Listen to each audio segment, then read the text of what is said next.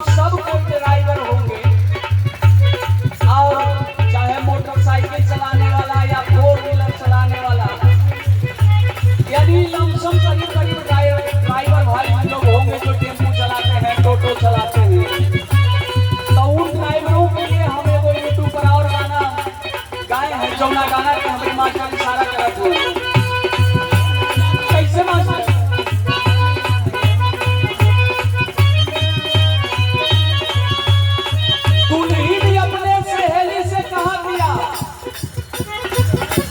रात भारा गाड़ी चला दो है साथी पिया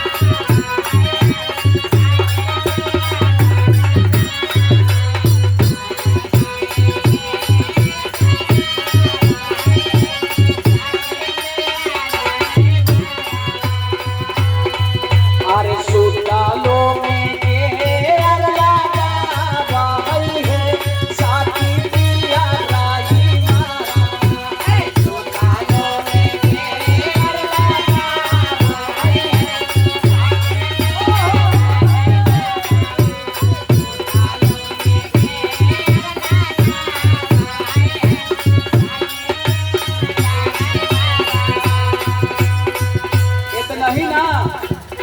और एक बात कह दिया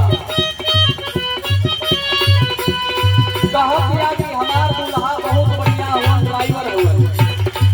कह दिया अरे देख के आशा में कर दिया हो